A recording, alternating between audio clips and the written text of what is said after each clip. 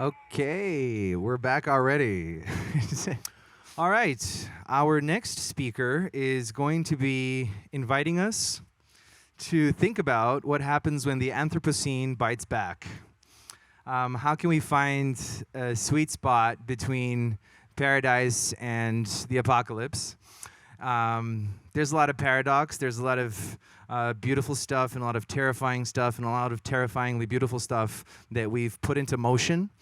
And so we're going to go on a whirlwind roller coaster journey through psychedelia, bioinformatics, all kinds of long-sounding words that titillate the brain and spinal cord and get you all weirded out and excited about the prospect of tomorrow. Are we ready for that?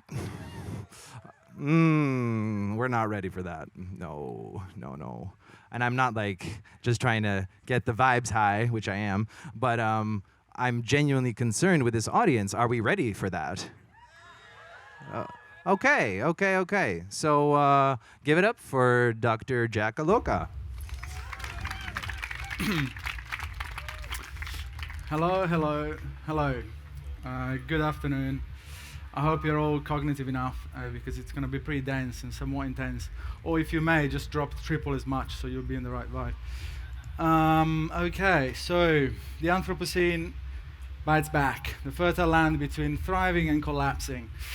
Right, I've been asked to come here because I am a creature that dwells in the intersection of many different ecosystems and has made a few connections over the years. And fun fact is my very first boom, and it's pretty weird. I always said, I'll go to boom when I feel cold, I don't know when we'll be right. And then boom literally called me, so I think I feel pretty cold. And my background is, I have a degree in pharmacology and a PhD in neuroscience. I'm a fellow, neuroscience research fellow at the University of Melbourne in the Department of Pharmacology again, and at the Florey Institute in the Department of Sleep and Cognition. I'm also the founder and CEO of my own company, born out of the technology I invented during my PhD, because I'm also an engineer. A data mining platform based on machine learning that works on consciousness research for neuroscience studies, working on sleep science, psychedelic pharmacology, ecophysiology. And I speak a bunch around psychedelics and advise a couple of psychedelic startups as well. This is my thing, Somnivore. It's machine learning. It's applied to a few different things, starting from psychedelic science, sleep science, free diving, so I'm getting into extreme sport research as well, and ecophysiology, so neuroscience in wild animals. Like, for instance, mice, of course. This is for narcolepsy and a few other things related to Alzheimer's and sleep and Down syndrome, but also migratory geese in the Netherlands. Apparently they can fly upside down, so they sent me a photo of that. It's a pretty funny thing. And brown bears in Alaska, so we're trying to work out whether hibernation is a sleep stage or is an altered state. And also elephant seals. They sleep underwater while holding their breath, which I think is pretty weird. And free diving. As I said, we're also collecting biodata from free divers as they enter this altered state, hold their breath for many minutes. I'm one of them as well, and I've taken mountains of drugs, and I can see parallels there big time. And that's, of course, psychedelic pharmacology. I'm working on DMT extended infusion trials at Imperial College London, 5-MeO-DMT at Swinburne in Australia, and also cocaine in mice at Pittsburgh. Not psychedelic, but a lot of fun nonetheless. All right, and then also myself as a living laboratory. I've tested almost any substances that I could get my hands on, over 100 different substances of dissociatives, psychedelics, solvents, delirants, and many other weird things. And over 15 years of I've been very keen in altered states in general, so not just drugs. And I've explored many tribal settings and lived with them, eating cats, dogs, mice, and rats, and whatever plant that they consume for their divination purposes. And it's been quite enlightening in many ways. And of course, many other modalities away from psychedelics, so sensory deprivation, extreme sports, breathwork, tantra, and extreme fasts. But I'll touch on that another time. We don't have time. So the Anthropocene. Let's get some education for those that may not be too familiar with the term. It literally means the age of humans. And what is it, and how did we get here? So this is a very busy slide. It's just to let you see the journey to today. It's quite a lot, right? This is when the planet was formed a long time ago. There was nothing, called Hadean, which I think means hell in Greek. And then, this is when, the first kind of like unicellular things appeared, and this is billions of years. This is a long fucking time. And then we get to the Holocene, which is the very end there. And the Anthropocene is supposed to be like the upper edge of that line. Like we're at the very intersection. So this is like a blip in the age of the planet. It's very, very, it's basically nothing. Right? At least, in terms of like timescales. And it's been proposed away from the Holocene by this international body, and they're still voting on it. They're not completely sure because different geological eras are defined by strata, by layers. Like basically, like there's many layers you must have seen in mountains and whatnot, and every age seems to have a distinctive layer because something really weird and intense happened, and that really differentiates different geological eras. So we're trying to work out whether the Anthropocene really fits, but things like nuclear bomb testing a few years ago, and crazy mines and whatnot, they must have left a pretty heavy trace. But whether that is enough to really depart from the Holocene, we're trying to still work that out. And there's at least 3 different lines from where like the Anthropocene may have started, according to scientists. One is the beginning of the agricultural revolution, 15,000 years before Christ. And then there's the 1800s when the steam engine appeared and whatnot. And then 1946, like the nuclear bomb. And then 1950 when the second great acceleration started, which is this other period of intense technological explosions and whatnot. And so the great acceleration is there. So anyway, let's start from the very beginning, because the Anthropocene is not just about humans, right? Or how many humans there are on the planet. It's estimated that there's the same biomass as humans as there is of ants. But we're not going to call this period the ant scene, are we? So it's not just about humans roaming around. It's about the impact of humans. So how did we go from just being some kind of ape-like creature just roaming around to being able to define a geological era? That's kind of a big deal. So this is how everything starts. This is energy surpluses, right? Any kind of creature that lives needs an energy surplus, because entropy is everywhere, it's chipping away at everything that is here. It's noise, it's chaos, it's ruthless, and it destroys everything slowly. So you can't stay stable. You need to input extra energy to even stay where you are. So you really need an energy surplus to go further. And that means other things that are energy dense. In the case of like woolly mammoths, for instance, or any kind of other creature. And the more energy surplus, the more powerful you are. But this is a time where energy surpluses were not very easy to use. Because the moment you kill the woolly mammoth, then what are you going to do? It will rot very quickly. There's not very easy ways to keep it. And many other creatures are after the energy surplus, whether that is maggots or other predators or like microbes. So it was tricky. Like you have the energy surplus, the tribe is in the immediate vicinity, you eat as much as you can, and then it's gone, right? This was the real big deal. The big deal that really made humans transition away from the other species is the agricultural revolution. It's nicknamed probably the very defining moment of humans departing the animal kingdom. Even more than anything we've seen in recent history, like nuclear power. That was really the moment. Because before, we were like just getting that little bits of energy surplus. We couldn't really store it. We couldn't move it around easily. It was messy. It was really messy. And also, like, by that point, all the energy consumption was internal. You had to consume the thing, and then metabolism was tearing everything apart for you to be able to use that energy. Almost no energy was used externally. Besides fur and clothing, we're using energy for protection, but that's minimal. You're really not doing much. While here, with the agricultural revolution, we were able to just use the planet to get mountains of energy surpluses that wouldn't spoil, that you could keep, that you could move, that you could trade. So then a lot of people could stop caring about food, and they would start doing other things: science, politics, juggling, whatever it is they want to do. And this is kind of a big deal, because before it was all about food. It was all about food and warfare. That's it, nothing else. After this, you could get a little bit more sophisticated and do a lot of other things. And then, like things like the money revolution started. We needed to be able to trade all these things. Bartering was a thing. It was not very efficient. Then somebody came up with money. This is the first version that we know about, the Mesopotamian shackle.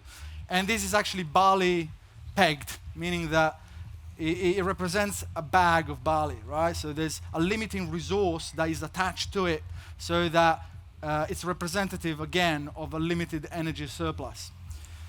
Then the first industrial revolution, we came about with coal and steam and being able to move things around using stored energy, stored light energy in the form of coal from millions of years before, and that is a lot of energy. Like, I couldn't stress it more. It's the work of hundreds and hundreds of humans in like a few minutes. This really was a quantum leap. It really made things able that before were not even science fiction. Then we went into proper weird stuff like electricity and oil.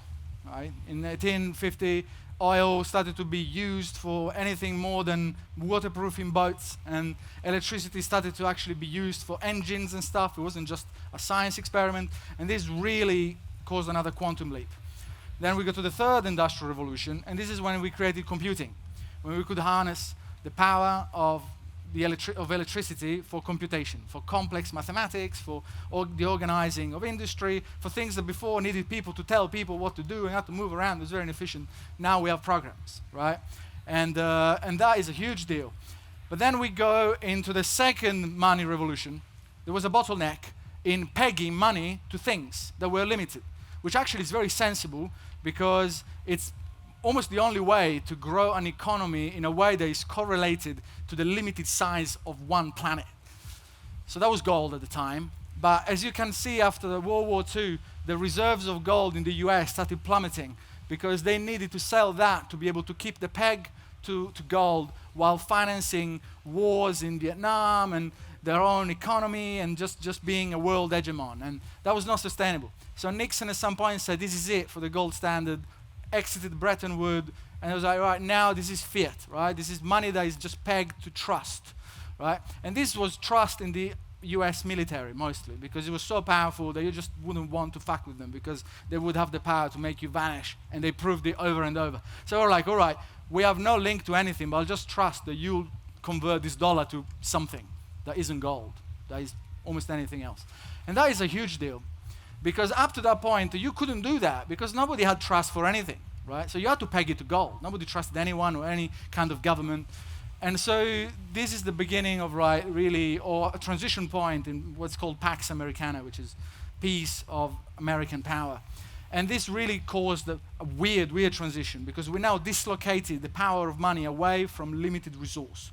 And we connected it just to stories, which is mostly trust. So this happened in 1971, and it's absolutely mind-blowing. I don't have time for this. This is for other conversations, but there's a website. There's a website that it's literally called whatthefuckhappenedin1971.com. Like, literally, right? Like, word per word. What the fuck happened in 1971.com. You go there, there's a sea of charts seeing how inequality exploded, the inflation skyrocketed, like all sorts of weird correlations, but there's a mountain of them. It seems that in 1971 something truly extraordinary happened, and now we know really what it is, but you know, the website is worth checking out. It is really, it's insane.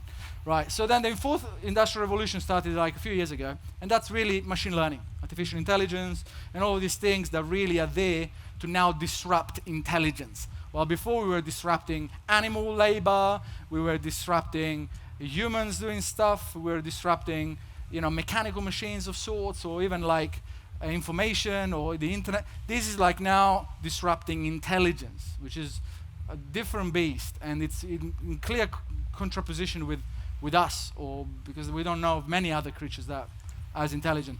So the implications for the planet are kind of obvious. There's been a collapse of the wildlife. Like, we are 0.0.1 of the world, right? But we've annihilated 83% of wild mammals. So 15,000 years ago, at the beginning of the agricultural revolution, 99.9% of the biomass was wild animals, and the rest was humans. Now it's 1.5%, right? So it's a pretty big change. And the rest is humans and livestock, so pigs and cows and whatnot. And, you know, birds and bees and insects, you know, marine life is collapsing, rampant pollution, habitat loss. But I guess that you all know these kind of things, right? This is the relatively obvious things. I don't necessarily need to tell you. It's all there.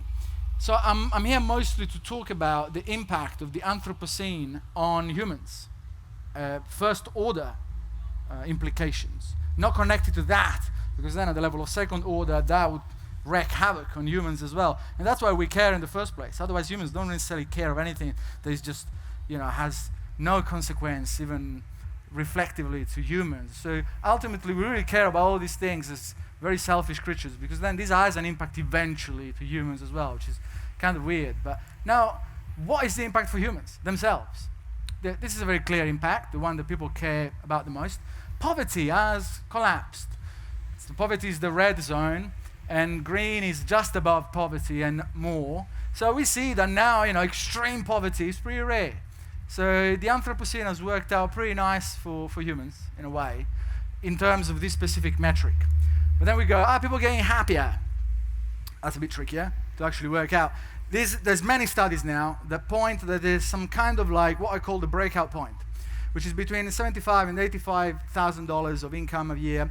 Before that, happiness is like almost like vertical, because you don't have the right food, you don't have the right shelter, you're really struggling, before that, at least in the US.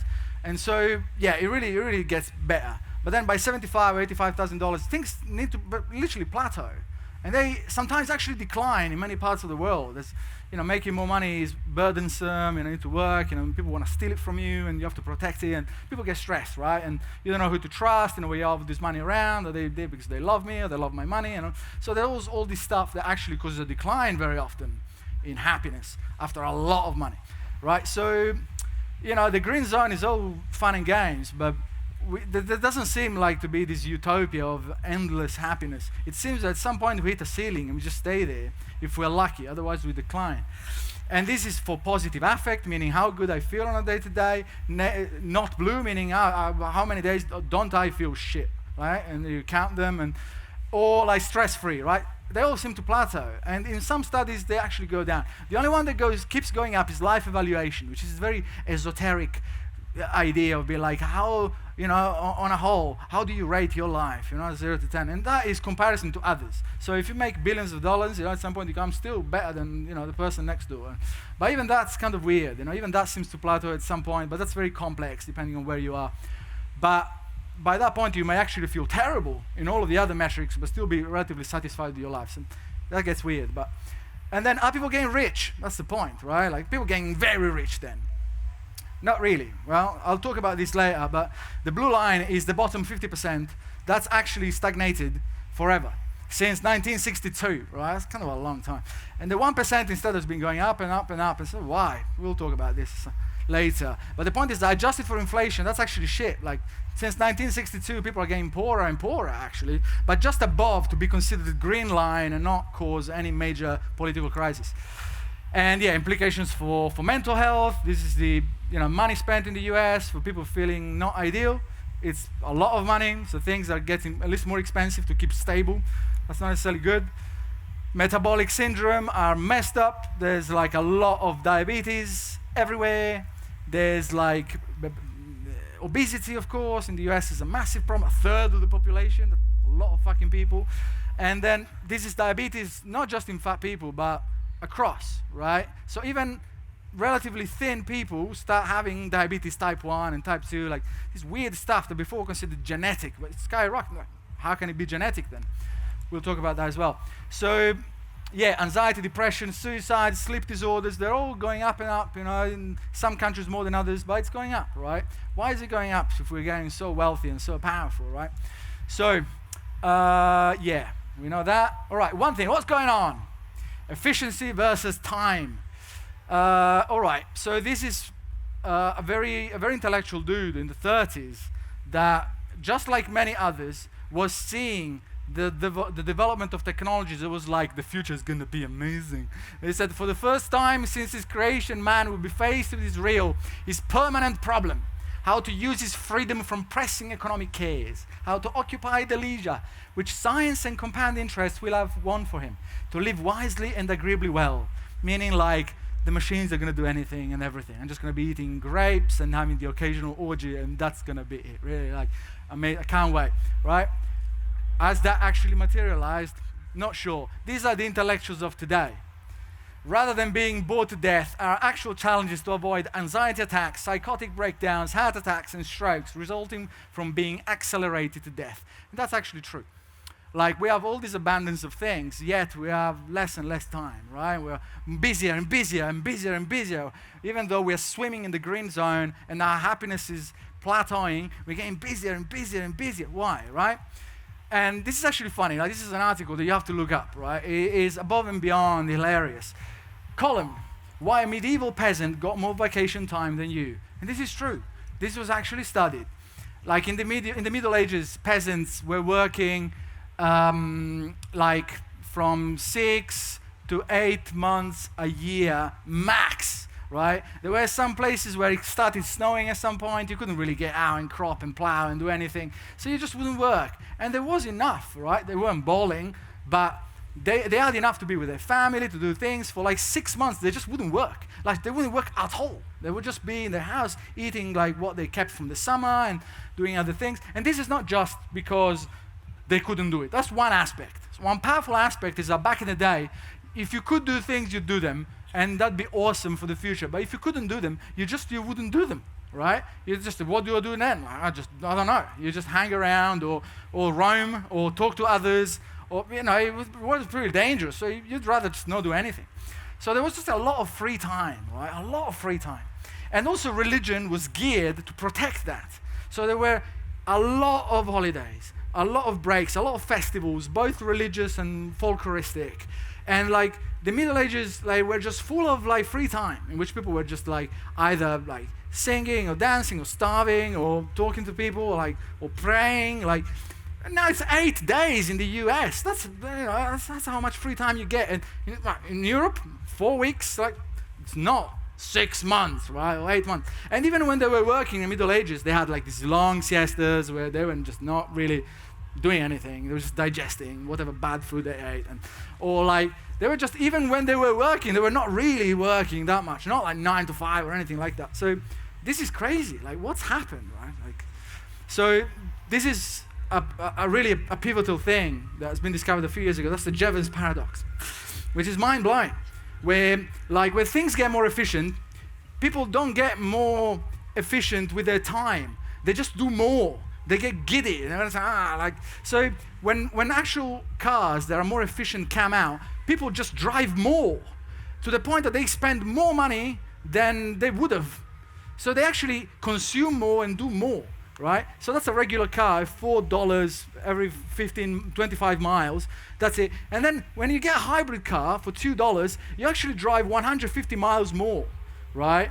So you drive almost double just because you can, right? Like, so whenever like things get easier, humans have this tendency of just getting kind of frothing, and it's just, I'm just gonna do more, I'll do this, I'll go on holiday, I'll see my friend, I'll work more, they're just like, they don't capitalize on that for time. They capitalize that for just like, I'm just gonna be the most bowling I can, like, or also because they're scared of like competition from others. If I don't do it, they'll do it, and then they'll overcome me or whatever. And so like, humans just don't really like, they don't get more efficient. Right? So there's always these utopists that say, this is not going to be a problem. Once we discover things like nuclear fusion, things are all going to be resolved. The oil peak won't be a problem. The carbon pulse won't be a problem. We'll just harness the power of the stars. Can you imagine that? Like, once power will be that cheap, you just will be doing stuff all the time. People will just be like destroying the Amazon forest with the electric chainsaws day and night because they just can, because it's that cheap. They just move food everywhere. They'll party all the time. I wouldn't mind, but there's also problems with that. So like, actually the future in terms of energy efficiency actually starts sounding very worrying more than utopic. Like, it's actually good that we have the limits of limited fossil fuel in a way. So, yeah, the Jevons paradox is actually kind of a problem. So we need to rethink not how we use our energy, but what we're using our energy for. Because, yeah, things getting more efficient are just going to make things worse, big time. And that's pretty twisted when you think about it. Then there's hedonic adaptation. Why do things get worse? Because humans are weird. Humans are never happy. They get happy and then they get jaded. And then they, more stimuli, and they get even, and then they get jaded again. This may be the limiting, deciding factor between humans and other creatures. Other creatures, they eat, they fuck, and they're good, right? All right, I'm done. I fulfilled my duties, and now I can just go around doing more of that whenever it suits. Otherwise, like animals are not pretty frantic. Even cats and dogs, clever enough, or even monkeys. You give them enough food, they just don't do anything afterwards. They're just like they're done. Humans are never done. All right?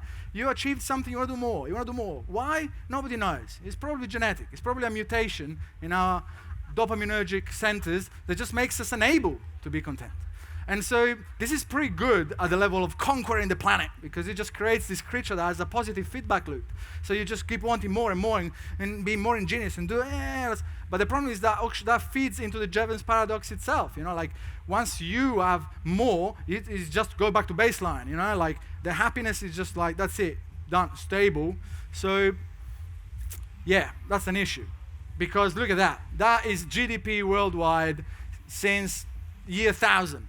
Pretty flat, and people were still pretty happy, according to record, as happy as today, more or less, besides the occasional bubonic plague. But then we have that, right? It just explodes, right? That's not just a little bit more than that, or double, or triple. It's like 1,000 times more. Like, this is kind of crazy. Yet we're not like 1,000 times happier. In fact, we're not even double happier, right? So there seems to be like a hack in the system. There seems to be like a vulnerability in like system Homo sapiens. Because that, mathematically speaking, is mind-boggling.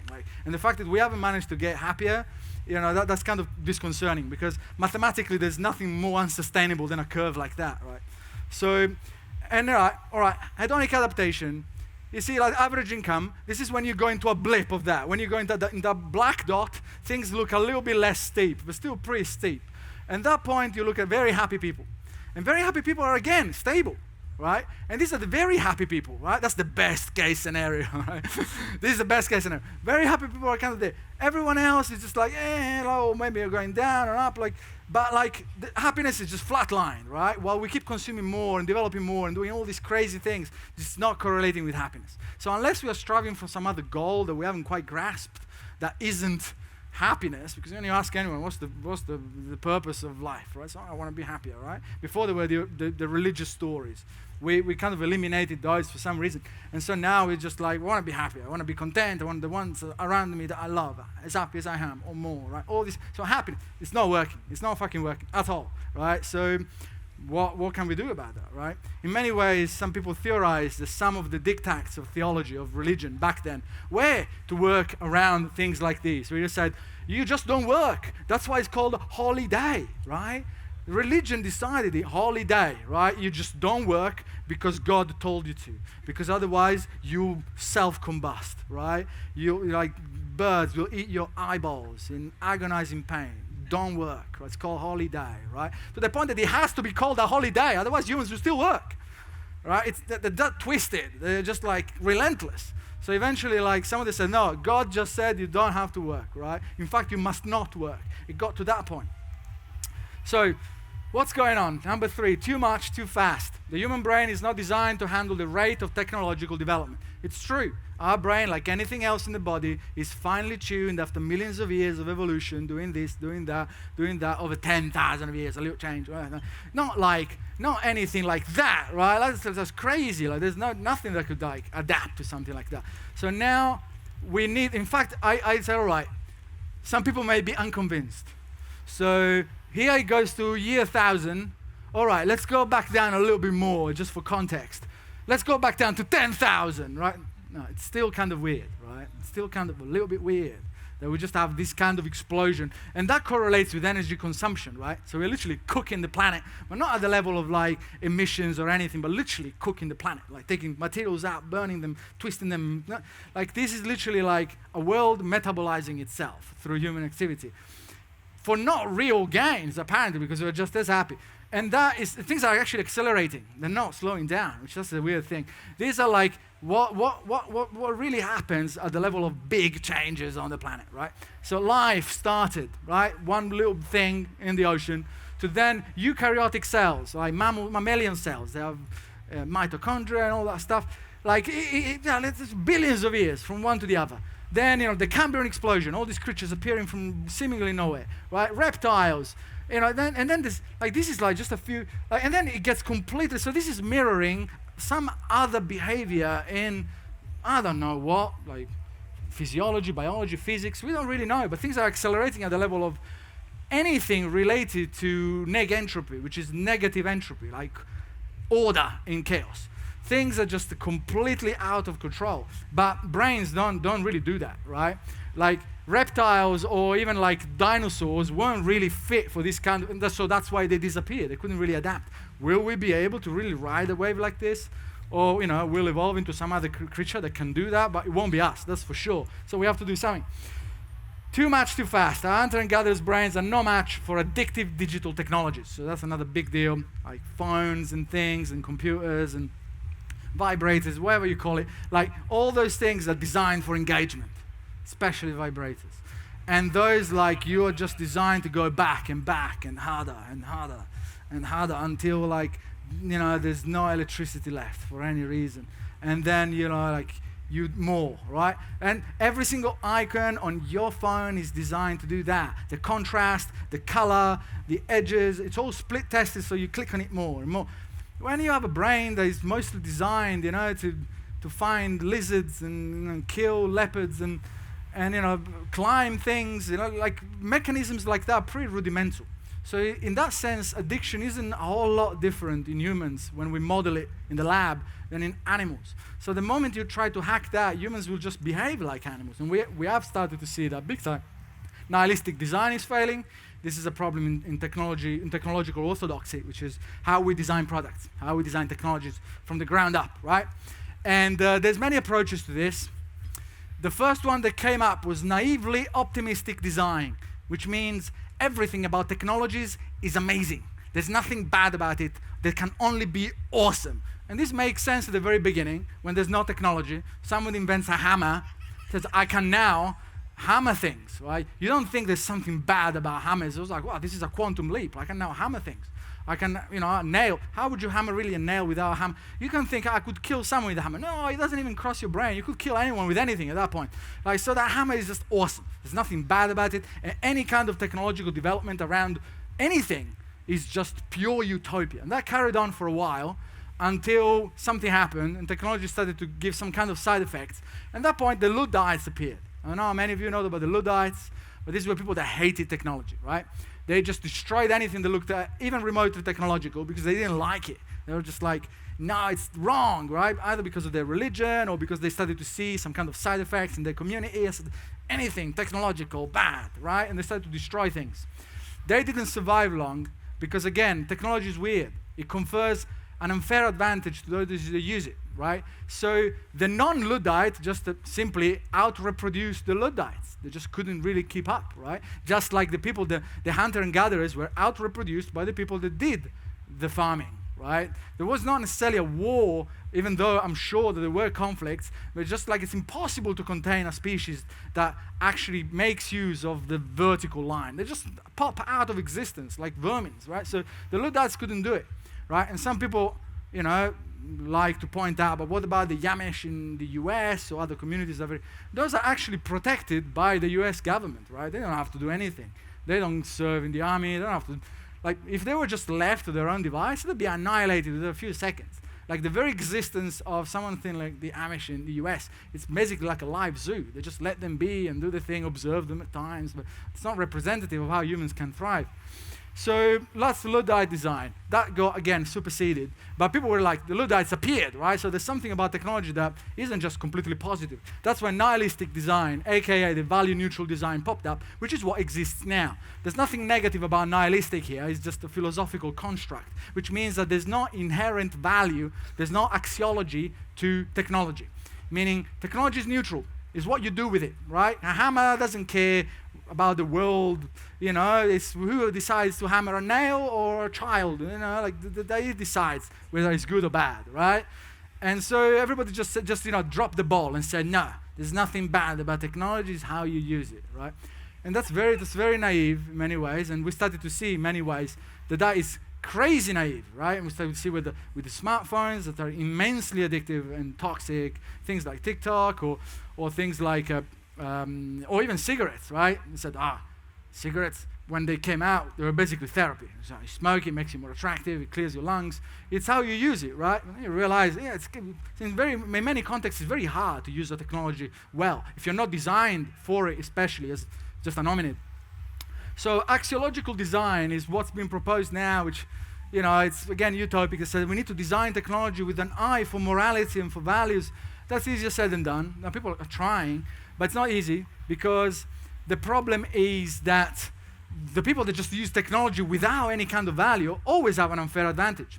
And if they use it, they'll be able to overcome you, like nuclear weapons. That's an example.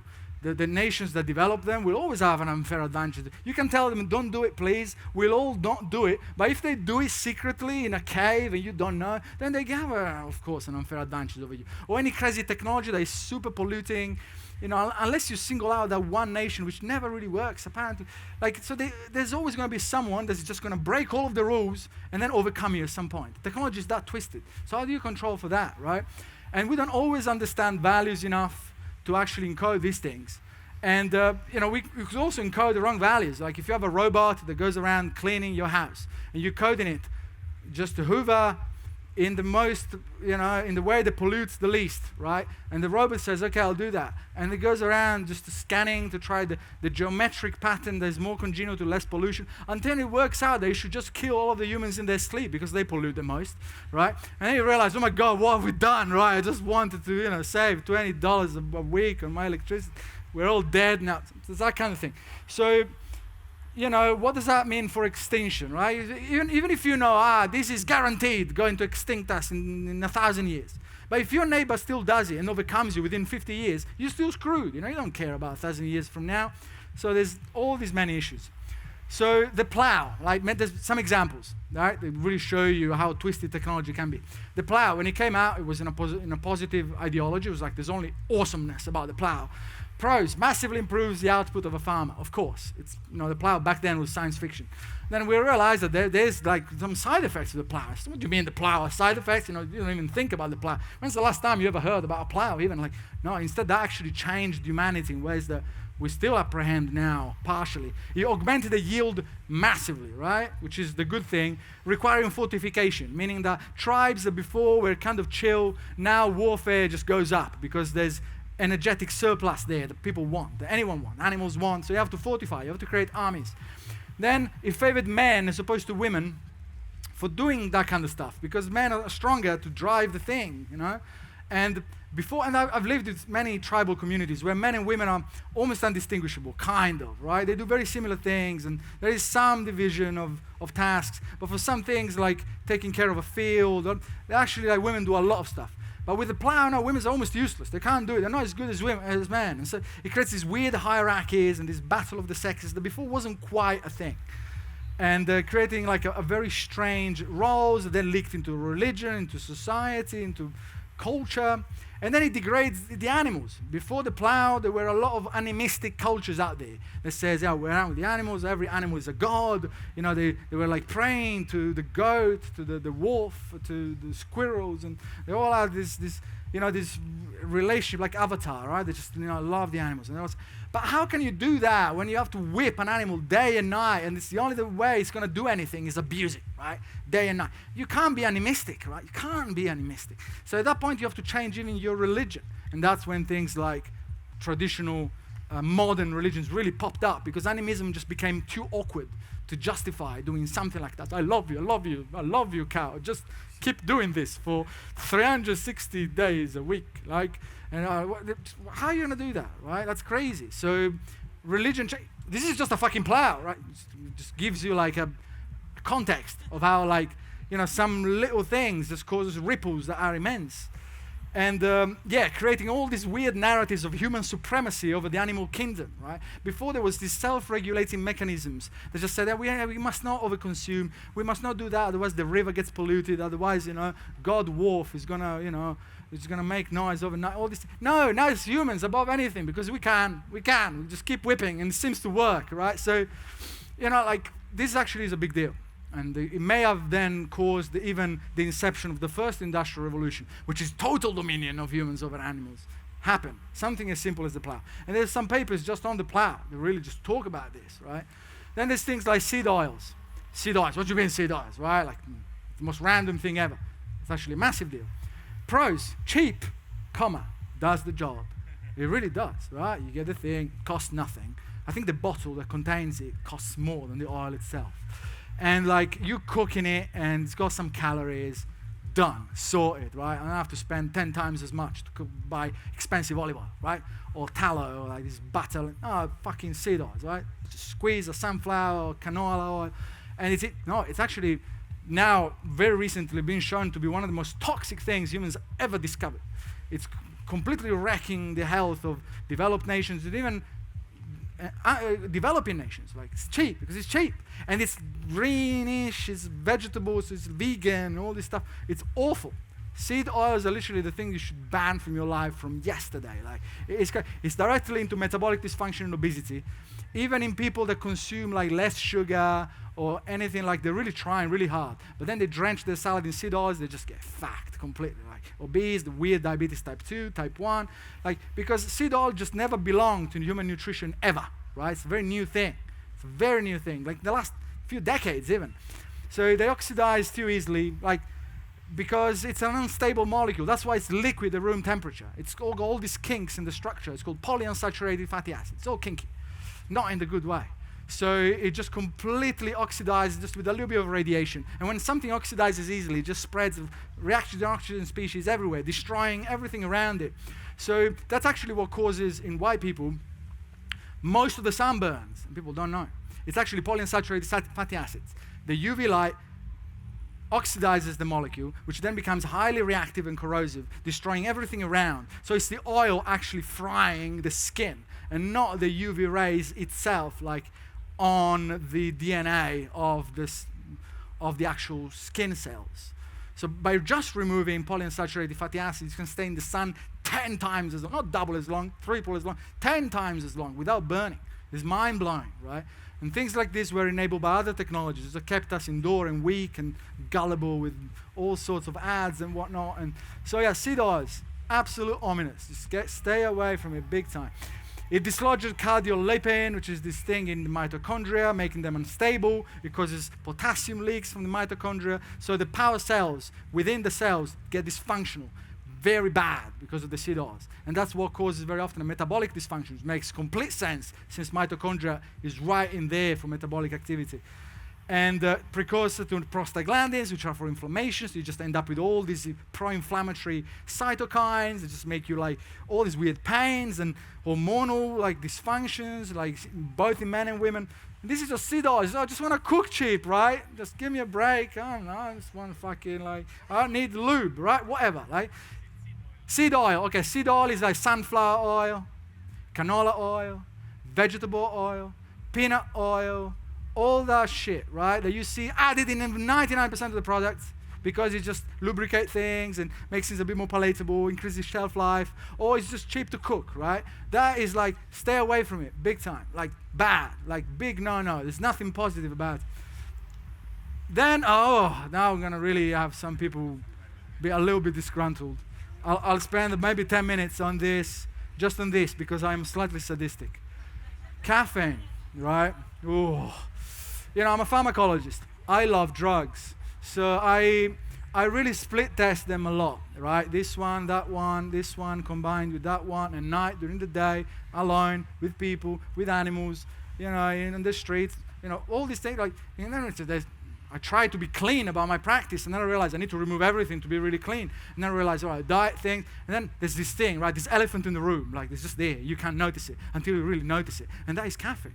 It's an extremely powerful substance. It is potentially the most powerful psychoactive substance, like that we just consume liberally like this, to the point that people don't know. The coffee is the second most traded thing in the world. There's nothing else. Oil, right? As we talked about, oil is literally like liquid, you know, like stuff that just produces tens of thousands of manpower. Makes kind of sense. But coffee? Like, what are you going to do with coffee? You can't make textile like hemp. You know, you don't make biofuel from coffee. You don't make, anything from coffee other than a tea, right? So how does it become the second most traded thing? The trillions of dollars worth of trade. Like, that's kind of strange, right? Like coffee, no, it's not cement, it's not copper, it's not uranium. I don't know. What the fuck do you trade more? It's coffee, right? It's a burnt seed, like mind blowing. And this is not talking about like Red Bull, tea, guarana, matcha, which all contain caffeine as well. This is just coffee, right? Or if you add all of the other sources of caffeine, maybe we could even challenge oil. Who knows, right? So this is insane. So like, how did that really come to be? Makes a lot of sense. Well, this is an enabling technology that came up during the second industrial revolution. This is not mine. So when basically electricity and oil came about, also coffee really appeared. During the first industrial revolution, it was here and there, but it was kind of new. But then it really arrived, right? And there's a problem with machines, right? Machines operate, but they operate in a different way as from humans. They are not really synced with the environment. They don't care if it's during the day, during the night, like, they just do stuff, right? Humans are not like that. Humans are really deeply synced with the rhythms of the planet. When the sun goes up, when the sun goes down, when it's hot, when it's cold, and all of these things are very finely tuned within the body so that you operate at your most efficient. The kind of metabolic activity that you need in the middle of the night is very different from that you need during the day to operate. So the eyes really capture the full spectrum of what there is, and they measure the red component, the UV component, the blue component to work out exactly what time it is without needing a watch or a clock. The eyes do it, and the metabolism at the level of the unconscious does it, very finely tuned, so that you operate always at your best. That means that when the sun goes down, you must rest, and you have to have all these things that are really synced with the planet. That's not good for productivity. It really isn't good for machine. Machine just wants to do stuff, nothing else. That's what it's programmed to do. So how do you do it? When you have a medieval peasant that now wants to just work 6 months a year and be okay, and wants to work 3 hours on, 3 hours off, or it's not going to work for an industry. So there was a need to make humans compatible with machines. There was a need for an interface, for a pharmaceutical interface, and that is caffeine. It's perfect because it just makes you do stuff when you don't want to, when you're tired, when you don't you have a coffee and now everything is nice again, right? Humboldt called it concentrated sunshine, right? You just drink it and everything is nice again. It's like, as if there's not such a thing as a free lunch, but apparently there is, and it's black, right? It's shocking. Until we started to I started to study caffeine when I worked at Lilly Pharmaceuticals 10 years ago, giving animals all sorts of psychedelics and crazy things, probably the happiest animals in the UK. But with caffeine, it's kind of weird, right? They were having all these bizarre body reactions, they were not sleeping well, and they were not this doesn't really look like a benign compound. And I looked more into it, and then I started to really get spooked out. If you're a pharmacologist, you really get spooked out when you look at caffeine. And the point is that caffeine makes you operate when you don't want to, because it makes you tap energy out of the very reserve of the tank, right? That is always kind of full unless you're dying. Because if you're exhausted and you worked all day and night, if there's a fire in your room, you just run, right? You don't care about anything. You don't care if you just split up or you're going through a divorce. You just run, right? Done. Like you're drowning. You don't think about, should I take on oil painting or pencil, right? No, you're drowning, right? You just come out, you just operate, right? There's that energy that is always there when the shit hits the fan. And that's usually guarded. You don't use it. You don't use it unless you really have to. Caffeine just opens that door wide open. Now you can use that energy. Do whatever you want with it, right? It's free, or at least that's the illusion. So, and that's perfect for productivity machines again. You can just operate having a shit life, right? That's the point, that you just can't be optimized by drinking coffee every day because you don't know what optimized feels like because you're completely dependent on that loop. So the problem is that caffeine really attaches meaning to any activity you have around. It just makes it nice and rewarding and woo, today is a good day. Have you ever wondered why half of all the Instagram stories out there have a coffee in the background, right? They're there on this balcony they've seen every fucking day, and it's boring, and it's not even that nice, cloudy as well. You have a coffee, so look at that picture, it's the best picture I've ever seen. Today is a good day. Look at this, you'll come up with the bullshit quotes or whatever. Immediately after a coffee, I see a pattern here, it's kind of strange. You know, like, and you realize that, yeah, things are very weird. Like, without coffee, most people can't operate. And so why can't they operate?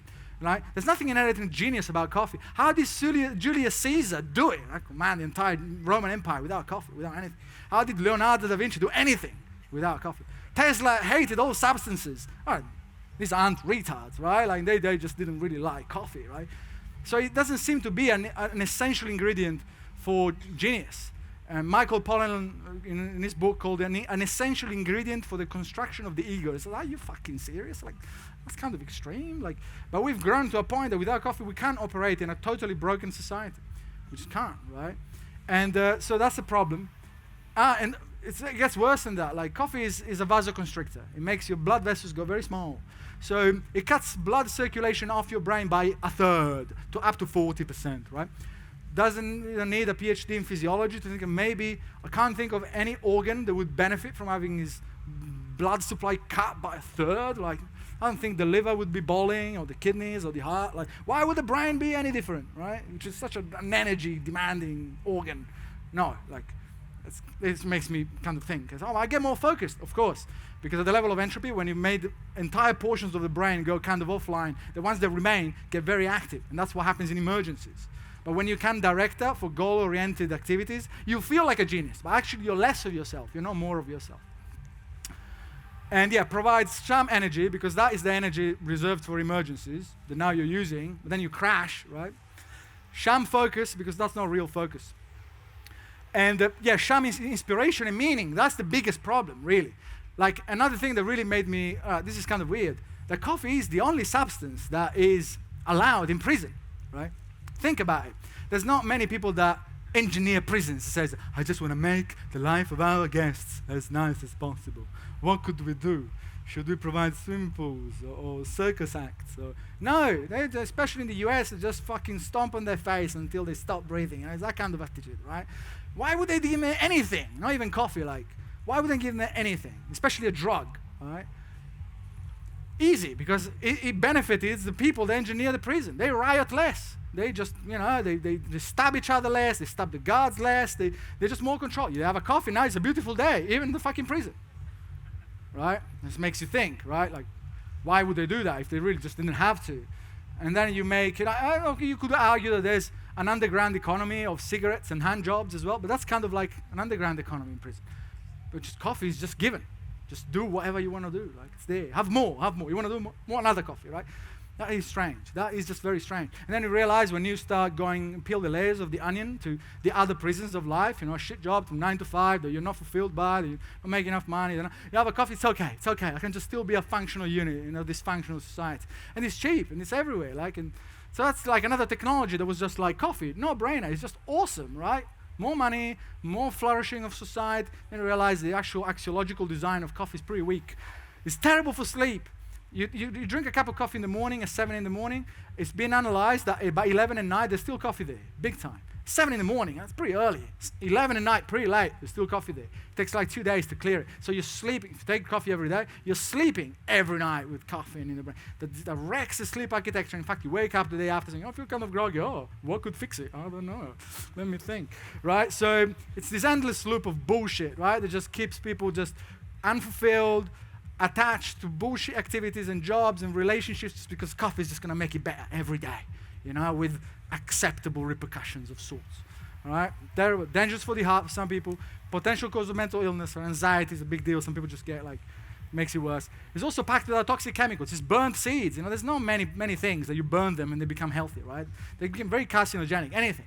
From coffee to tobacco to weed to rosemary, right? You burn it, bad, right? So just drinking water in burnt stuff every day, I think that's not having any repercussion. There's like dozens of other strange chemicals in there, like acrylamide, like furfuran, like caffeic acid, and they all give cancer to animals in the lab, right? So like, okay, accelerate skin aging. Caffeine attacks fibroblasts and make them make less collagen. That's not good for the skin. But still people drink it, they don't even notice, like actually the skin ages much faster with coffee. I don't think that's very good. Arguably the most addictive substance worldwide, the second most traded thing worldwide. That's kind of strange. Like, I've tried all sorts of things. I jammed heroin in my veins like this. I can walk in the park, be like, oh, I don't need to do this again forever, almost. Like, oh, man, and it's right.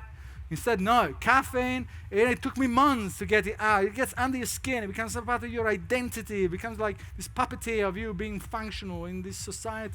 It's kind of weird. Like, it is more addictive than heroin. By definition, like, there's no way to stop. Any kind of culture that tried failed, right?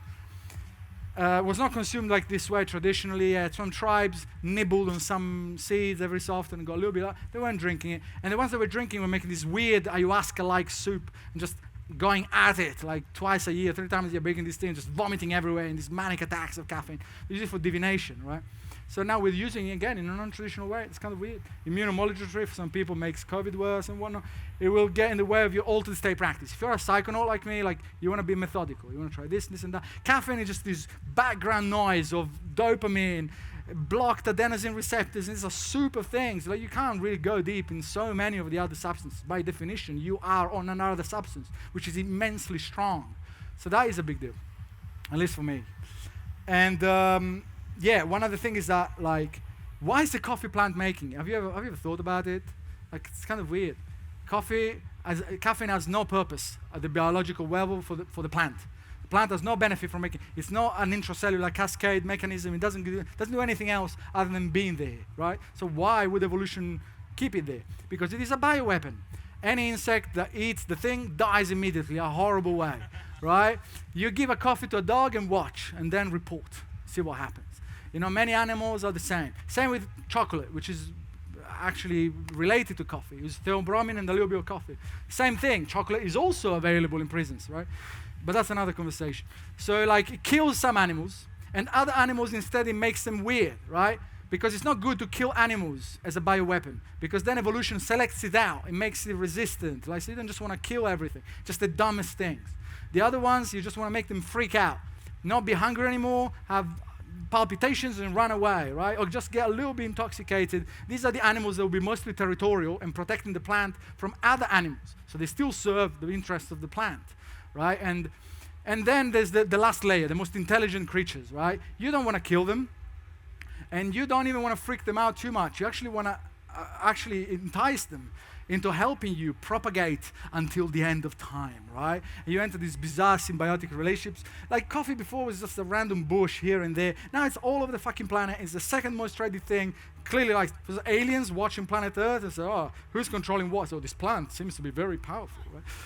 How is it doing it? That's incredible. And the level of biomass, I think there's actually more biomass of coffee compared to Homo sapiens. So this is mind-blowing, right? We've been just controlled by a fucking plant in the most twisted ways forever, right? Like, so yeah, this is another technology. Just wanted to segue there just to just dig that thing there and twist it. Smartphones. I think you intuitively already know this, not like caffeine. You know, a computer in the pocket can serve as human augmentation. Yeah, it can do almost anything and everything. In fact, if you don't use a smartphone these days, you're kind of dumb. Like, you can't really do the things that many other people do, or you can, like, kind of tricky. So how, you know, what's going on with the smartphone? The smartphone is actually messy. It's one of the messiest things. It commoditizes attention. It's designed to just keep you there all the time, and in fact, it does. Like, all different aspects of your life have been monetized and sold to other companies. It compromises privacy, of course. You know, you literally have a tracking device on you. You know, people don't want chips in their brain, but they carry multiple chips with them, with all the information on everywhere, right? You can record voice and things. It's kind of weird, right? At the level of privacy. Digital addictions are rampant. And this is not just smartphones, you know, like individual apps like TikTok are now causing neurological conditions in children, like tics and spasms and like random things. Just Google TikTok tics, right?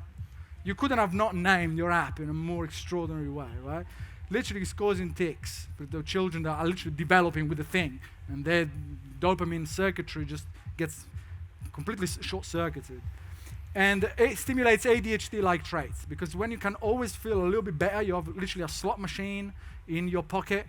You know, yeah, you can have all the nihilistic design in the world, the thinking, no, I can be a better person. I can control myself. You're not going to stand a fucking chance. Like, there's thousands of PhDs, you know, just like me, employed literally just to tweak it in a way that is inescapable for any creature, especially humans, right? you're not going to win that war. There's no chance, right? You can beat yourself, you'll just feel worse and worse. It's like as if there was like a nicotine vape attached to a drone next to your mouth day and night, right? You're going to be like, no, I'm stronger than that. Yeah, like you hit your pinky on a toe, your girlfriend doesn't give you as much attention one day. There's a drone right there with nicotine. What are you going to do? What are you going to do? It's that kind of thing. It's completely got out of control. Can lead to atrophy or disrupted skills. Like another one of these things is Google Maps. How did we do it, right? 15 years ago, anything without Google Maps. When you think about it, it's like mind-blowing, right? How could I even go to the bathroom without Google Maps? Like, I don't know. I don't know. Now, like, Google Maps is like the North Star of everything.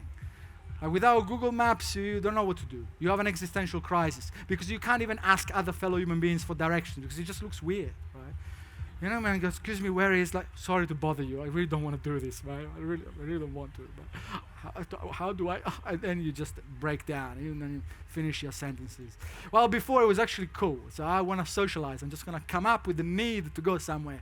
So I'll just chat up some randoms. Right? So I'll tell you, where's the nearest pharmacy? I don't need anything. But just, what's your name, right? No, now that's like sacrilege. Like, it's like, can I please, can I borrow your underwear just for a minute? Right? It's like that. Like, you just can't do like Google Maps now is bizarre, and it's been shown that again it's making certain areas of the brain, of course, use it or lose it, wither, get smaller. You don't need it. It's a big navigation skills, one of the most important skills for any kind of creature, and the humans now have completely delegated it. Relevant examples, AI. And there's more, right? Like EMFs and fiat currencies, but AI. Right now we go to the big daddy. What is going on? Humans' abilities are becoming irrelevant, right? So that's an issue. I am in AI industry myself. My company makes AI shit, so I've seen it myself. Machine learning classifiers are becoming increasingly good at anything and everything. Moving, like Boston Dynamics robots, they even do backflips. I can't do a backflip, and a robot can, right? That's almost too much, right? Like driving, Tesla is doing a relatively good job.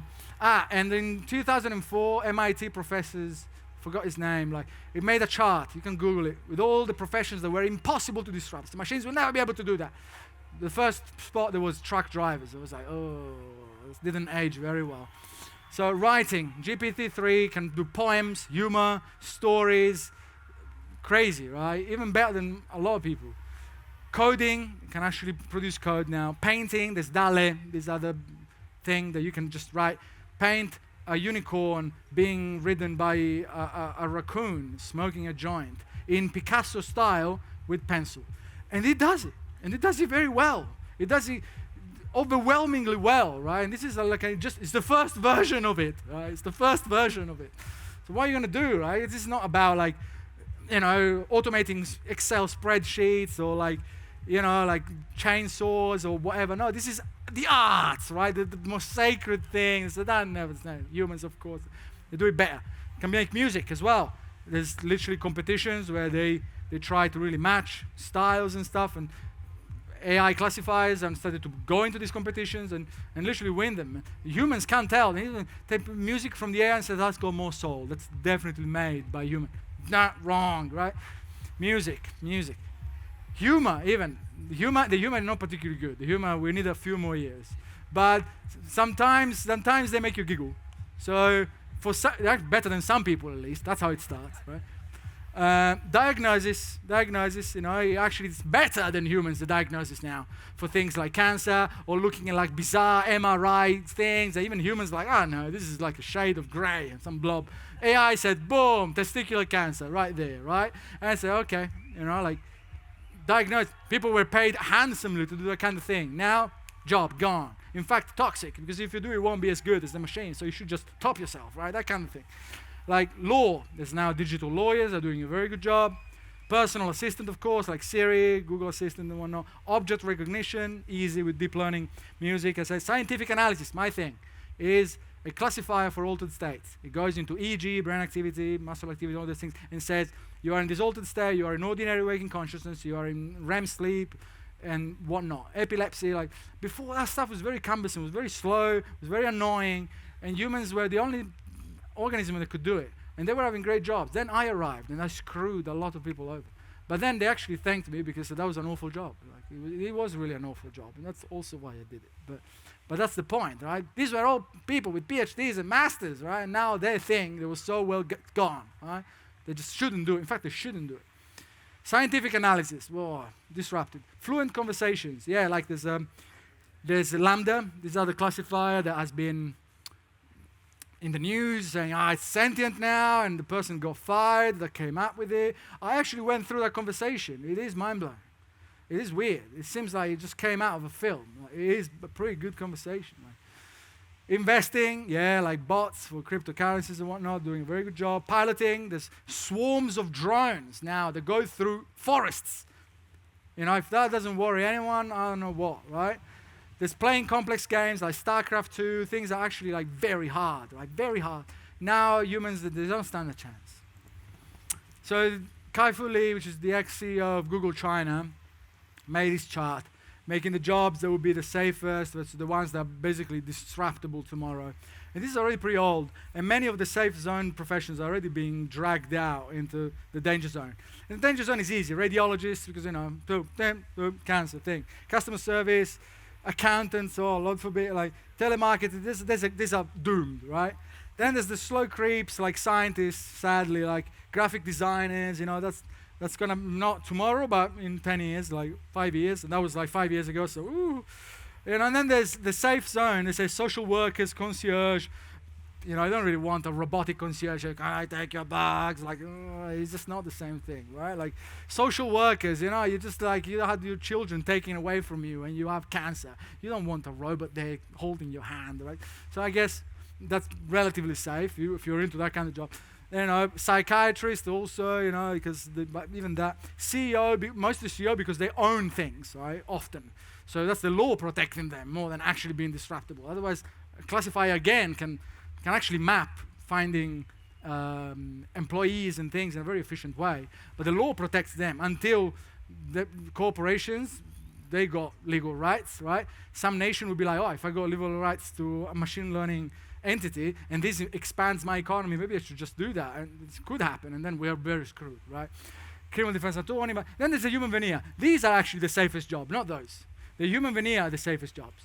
And those are like bartenders and waitresses, strippers, you know, like, yeah, like you want a human for that. You really want a human for that, right? Insofar as you're the consumer, you know, and then we have robotic consumers, we're again screwed again. But like, those are the safest ones. And in fact, in the US, like 2 years ago, there was like a tipping point where they actually have more bartenders and waitresses than they have factory workers, right?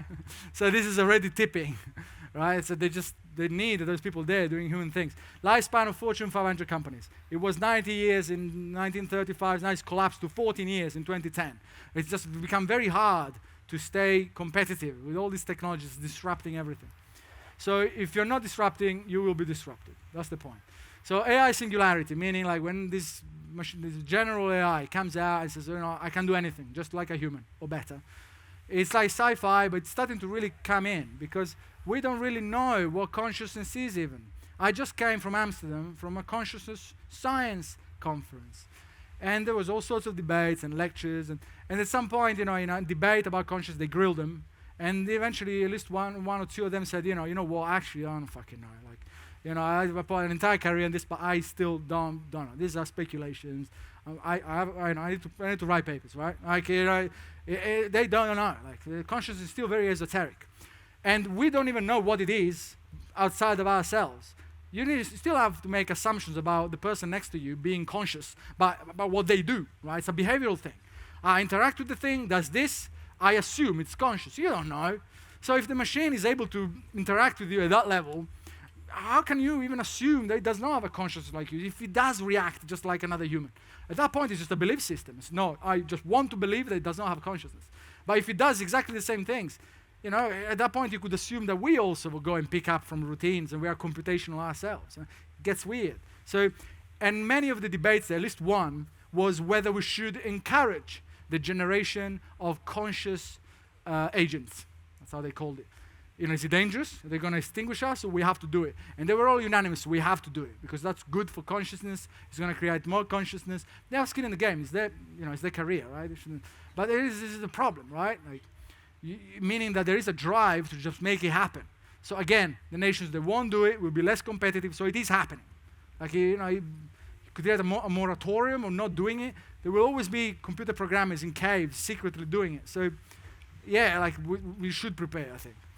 Scientists want it to come. The military wants it to come because it would make the perfect soldier. Capitalism wants it to come because, it makes more revenue. So Google fired the engineer who said AI was sentient, right? You have 20 minutes. Cool. So this is like an issue. So what again, the Anthropocene is all of this stuff, right? It's not just the pollution or penguins or whatever, right? It's all of this, the Anthropocene. What is it doing to humans at the level of intelligence, right? As we talked about, the health ain't flashing. But what about the intelligence, right, of the thing? Because now we have access to a device that literally looks like Star Trek, right? We can do crazy shit with this thing. It's really extraordinary. So you'd think, like, you could Google anything, you could get all the information that's ever existed right there. You would expect, that's it, that's the enabler. That is the Rosetta Stone of genius, right? Well, let's look at the data, right? Where have all the geniuses gone? That is actually an article. You can Google it. So this is like mentions of geniuses over the years. And as resources actually increased, there was like a spike a few years ago, a few centuries ago. And these were mostly aristocrats. They had mega education, but still checks and balances and things. Like, not many people know that a lot of the geniuses of the past were actually homeschooled, and they were very quite affluent, right? There were very few poor geniuses in the past. They were just like tutored from birth about everything and anything, math, chemistry, botany, and then if they said no, they would slap them, they would whip them, so they just started to do it, and apparently that's how you make a genius, right? And this counts both in science and the art and the art, right? About genius just collapsing, right? Just really collapsing. So this is not really looking favorable. From the beginning of like the Industrial Revolution, it's actually kind of like accelerated. So genius is kind of dwindling. And this is not just this random article. It's everywhere. The fall of the intellectual. Where are all the great thinkers gone? Where have all the geniuses gone again? The difficulty of discovery. Where have all the geniuses gone? Where have all the great works done? And then nature.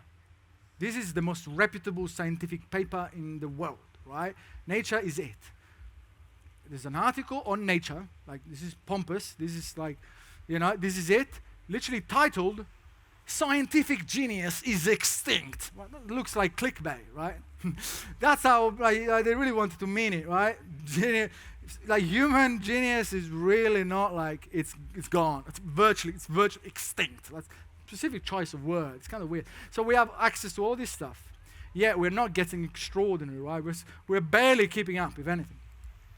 So this is another thing. I call it one of the great decouplings. I've talked about it. It's another talk for another time. But this is a massive decoupling where GDP keeps going up, but only the 1% gets all of the money. This is, what's going on here, right?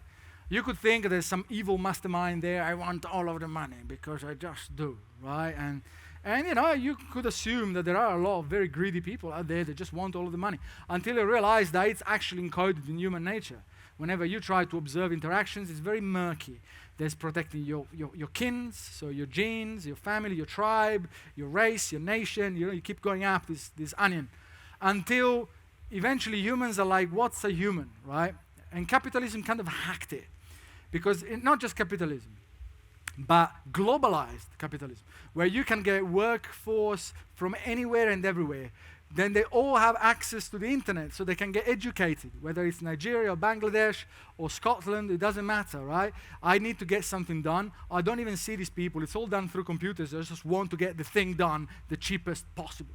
So that then, it poses some very, very, very intense questions about ethics and morality. So what's the value of a human being?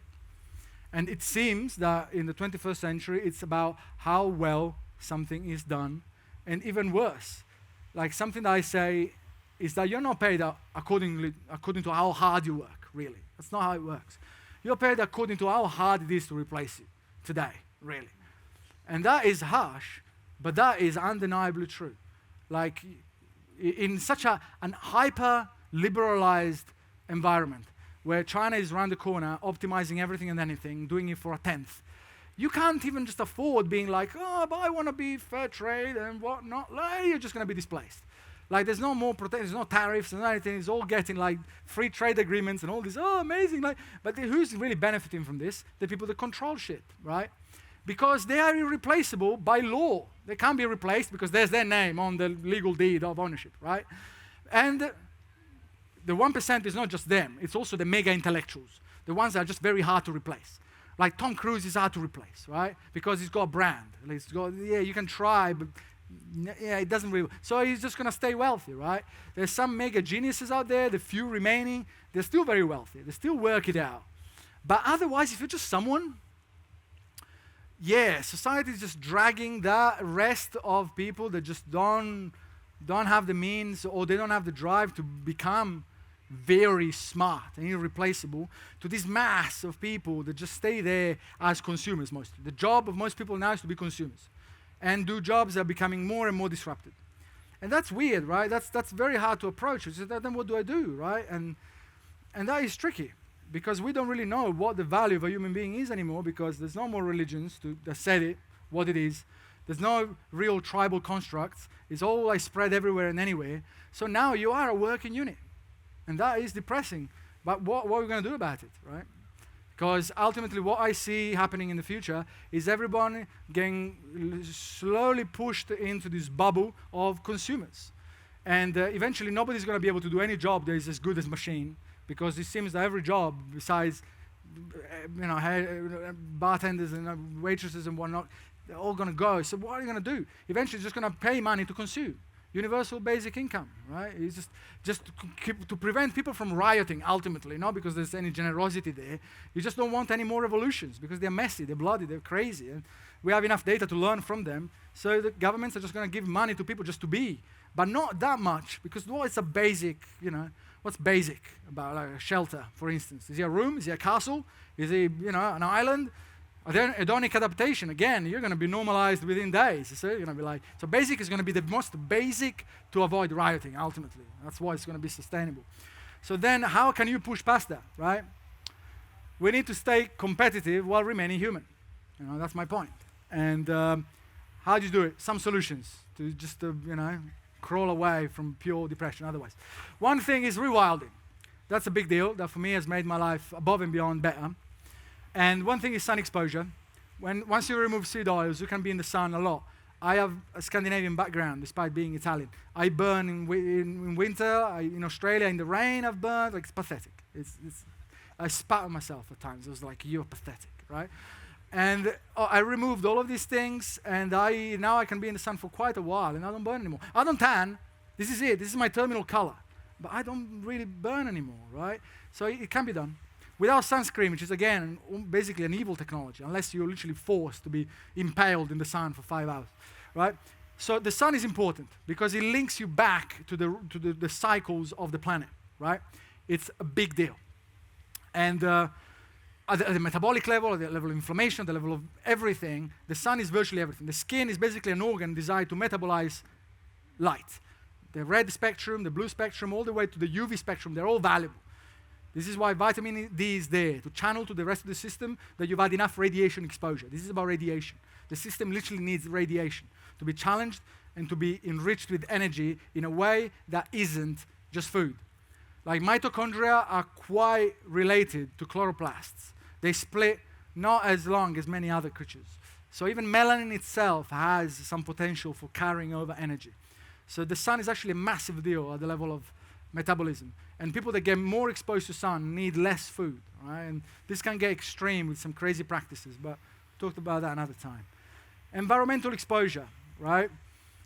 Yeah, you need to get freezing cold sometimes. You need to get very hot. You need to climb. You need all these things that before were the status quo. Dipping, like before, cold showers were just the shower. There was no such a thing as a hot shower. And now it's just like most people, you even mention it and they just like have a fit. Yeah, what do you mean a cold shower? Like that was literally like an everyday shower, right? There's no way around it. There's even studies that say the people that get exposed to pain, or the scientists expose them to pain randomly by zapping them, they actually experience more pleasure and happiness on a day-to-day. The body doesn't know about pleasure and pain. Ultimately, they're all signals to maximize feeding and reproduction. You know, we attach affect to it and say, oh, pain and suffering is bad. It's just data. And if the system doesn't get that level of data, the whole thing collapses like a castle of cards. So you need to be exposed to discomfort at that level. Not just hammering yourself, with anything. Like, you literally have to be like a wild human as much as possible. This is what we're designed to be like. And avoid things that instead are bad about the environment, like non-native EMFs, for instance, like these Wi-Fi things. You can't really eliminate them, but you can at least have fasts of them by staying in a forest for a few weeks or whatever, like, or not using a Wi-Fi router while you're sleeping. There's an impact on that. There's papers on this. It's not just like, woo, like, what do you mean? Like, no. This is now ample evidence that it's got an effect. Movement, I said, the awareness of food supply chains, that's huge. Now you go to the supermarket and you get a piece of flesh encased in plastic and says, wow, this came from the meat hole, right? Like, I just buy and they consume it. Like, it's crazy. Like, before there was the animistic constructs were all around. I terminate the life of another organism with my hands, and there's a fight, and there's respect, and there's all that. That's not just stories, apparently. That's actually huge. And living in many tribes, I've seen it with my own eyes. That really contributes massively to the level of interconnectedness with the planet and things. It's not easy to grow your things and to kill your animals, or to go exposed as much as possible to, butchering things, or like, you need to be that kind of humans, because humans are basically scavengers and bad hunters traditionally until they became technological. They don't have teeth, they don't have claws, and we're very much in the thing, right? And that's gone, virtually gone now. Like, I don't think it's good. So removal of toxic substances like seed oils, pollutants, microplastics, big deal, especially for men, because they mimic estrogen. So testosterone has been collapsing over years. There's a plot enough time to put there, which is literally like the testosterone of someone in their 20s now is the same as someone from the 70s, in their 70s, in the 20s. Like, it's that kind of like, it's crazy. Like, ancestral diets, that's another thing for another time, I guess. But animal products, they are like, humans are mostly on the carnivore spectrum. Like, they're omnivores, but they're bad omnivores. They survive on plants, but it's not ideal. It's literally like our guts are very similar to those of dogs and even to vultures in many ways, level of pH. So you need animal products, but they have to be good. They have to be healthy. They have to be happy animals. Otherwise, they are themselves ridden with bad things because they are unhealthy and unhappy. So that's, again, massive rabbit hole, but it's important. No reliance on daily stimulants. Right? You may want to reconsider being on caffeine every day or any other substance. Like, I removed it 3 years ago, and I want to bring it back, not every day, once a month. Or like a quarter, bring a ritual, make massive coffee, throw up on myself, say, oh my God, yes! And then I carry on with my life. Not just every fucking day. Well, that's crazy. Like, cognitive sovereignty. Digital detoxes, that's a huge deal. Like walks without your phone, they've made my life immensely better. Like for 2 hours or an hour, you just go out with no electronics, right? Even screens I've been seen to have a massive effect, right? So you just have to remove electronics and just walk. Or just music, like just don't watch screens, right? You titrate the level of exposure to make it as easy as possible. But like detox walks, oh my God, I'm like looking forward to them like my own sanity, right? It's literally like being unplugged from the matrix for a few minutes. It's that level of crazy when you start really understanding the power of it. Data diets, that's how I call these things. So I have multiple phones, right? I have at least 2 or 3 phones at any given time. He says, oh my God, that's crazy. That's what do you mean? Like, it's just dealing drugs and things? Not necessarily. But like, you have all these, because now they put all of the things in one device, and they make you believe that that's amazing, right? That you can send emails, play music, watch porn, do calculations, all in one thing, right? So, oh my God, that's crazy. That's amazing. Until you realize that actually that's not what you may want, right? And I ran into a thought experiment in one of my countless crazy psychedelic meltdowns where, I realized, okay, you're in a house, you're in your house, right? And you are in your bedroom or you're in your office, you're doing work. And then all of a sudden, that's it. It's that time of the day. You have to take a shit, right? So what are you going to do? you go to the bathroom, right? So, okay, you stand up from your thing, and now you go to the bathroom. And there's a corridor, right? And at the end of that corridor, there's the bathroom. And now you go there, and you realize there's doors, left and right. In one door, there's cakes and ice creams and all of the things, and there's another one, there's an orgy, which are the most beautiful people you've ever seen. There's another door, there's boo, right? The things, and so you just want to have a shit, right? But in another door, there's literally $2 million there in a pile that could disappear any second, right? There's another door, and there's your brother just crying because his girlfriend dumped him, right? And there's another door in which there's a crocodile just running at you.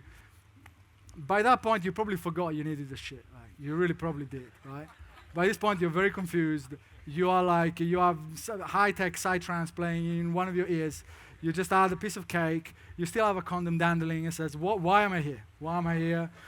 What was I supposed to do? I don't know, right? And this is just something as basic as taking a shit. Then let alone going back to work after, you're done. You're done for the day. You're done, right? So now imagine, you say, all right, I want to know the square root of 426. Let me check. And now you have all these doors there leading to fantastical places, and it says, God, that's it, you're done. There's no way you're ever going to know the root square of 426. By that point, you're lost on cat videos and the last Terminator video, the film, or you're just watching, I don't know, meaningless tweets. So that's what it's impossible to beat a machine like that. So now I have phones that do different things. There's a phone that's programmed to just have Google Maps and music, right? Or note taking. And there's apps for children, because at that point you literally have to treat yourself like a fucking child, that blocks it all. And it's got a password, it can be overridden, but what if the password is in the other phone? Then the other phone, I have it in a box that is time locked. It's made for cookies, right? You have to you have to treat yourself literally like an animal. And in this box, it's called kitchen safe. You put the thing in there, you put a timer from a few minutes to days, you click on it, and it locks. And it's, that's it, there's no override. If you want to, you have to break into it. You have to go to a fucking hardware store and drill it down, destroy it, right? There's a barrier to entry to that kind of behavior, right? And nothing beats a physical barrier, basically, to that point. Apps are not going to save you. It's just another fucking rabbit hole. So I call it data diet. Digital compartmentalization. Yeah, this is what I'm talking about. Different phones, different things that you can't even hack your way around. Rekindle adventure. That's very important. Now we just use media for adventure. There's no adventure. Adventure is outlawed, mostly. Even 90% of what happens here is kind of illegal, right? So if you want to do something, kind of woo, I want to do what I saw in the films. What you watch in any kind of action films is all fucking illegal shit. You look into it, it's crazy. Even how they deal with each one another, how they grab taxis or do things, in an exciting way would all be kind of illegal, or completely illegal. People are now completely delegated adventurous living to media because that's the only way to really do anything. That isn't going to work and having average sex and eating boring stuff and then doing it all over again every day. Right? That's kind of a problem. Right? So I've become kind of addicted in my life to just getting lost in the wild regions of the world, doing the most random stuff just because. And those are the most cherished memories of my life because most of the rest I can't even remember. And that's the problem. The brain just completely filters just the most salient stuff. And most people's lives just is unmemorable. And this is again why there's places like Boom, where you can, finally I can fucking do crazy shit, right? You think, okay, that's cool. I love festivals myself immensely. You need to diversify because otherwise it's going to be it, work and festivals really, and they feed into one another in a capitalistic way again. So rekindle adventure, big deal. No reliance on daily stimulants again. Authentic money. I have a 2-hour lecture just on that. I'll condense it to a few seconds. Yeah, you need to be able to make money that you do things that you do anyway. But you become so good at them that people pay you, either for the service, if it's useful, or for the entertainment, if it's useless, right? But those things that you really love, right? I don't know, you really love doing backflips. If you become the world record backflipper, you'll make some money out of it. You love to circumcise goats because you woke up one day and said, this is my calling, right? And by the fifth million goat you've circumcised, you are that much of a freak that somebody will make a show about you. You'll make money again, right? It doesn't matter what it is. But those things are like literally the only ways I make money now. I'm ruthless. Would I do this thing? Not if it was for free. That's not enough. I don't want to make money about me taking a shit. That'd be cool. It'd be a good story. That wouldn't fulfill me at the level of virtue that much, right? So things that you wouldn't do for free, but things that you would actually pay to be involved in with no expectation of future monetary reward. That's my hack. If you really manage to make money out of those things, you're a fucking god. And you are irreplaceable because the kind of passion that you exude is impossible to ignore.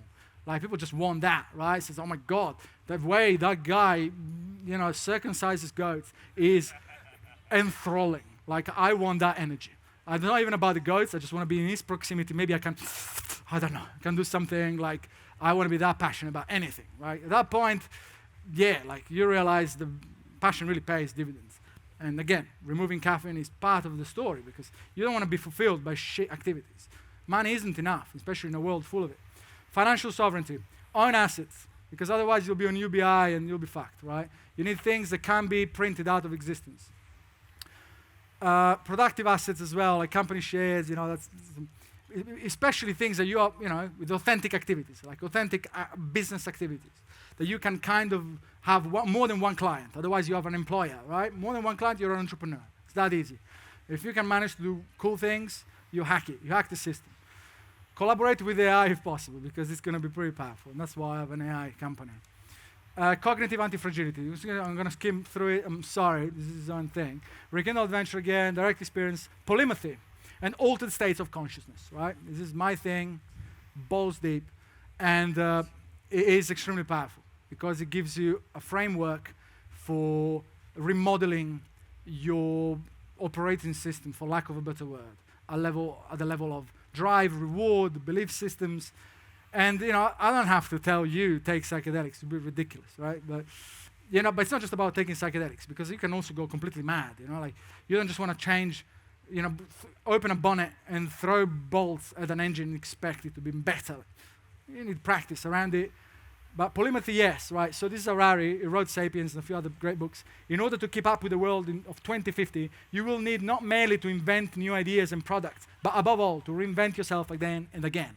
Like all of the people that were interpreting MRI scans for testicular cancer, now they don't have a job, right? It's very hard to repattern it. It's so specialized. So how are you going to just become like a weaponized drone engineer overnight when you have a job like that? You really have to do some remodeling at the level of identity, at the level of attitudes and skills. It's not easy.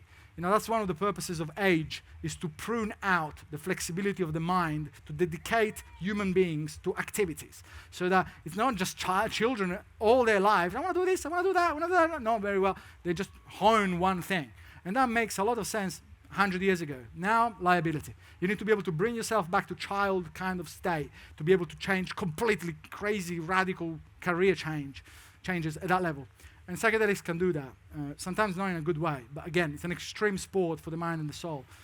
Almost a level of like existential surgery. So ordinary waking consciousness versus sleep consciousness. We don't have time for that. Basically, altered states of consciousness are a way for you to suspend the ego, which is a cluster of prediction models to keep you attuned with the environment and keep doing the right things. If you get a massive, immense stimulus that is very strong, like a leopard is running towards you, you're very, very, very cold, very, very, very, very hot, something very, very extreme, you failed as a prediction model.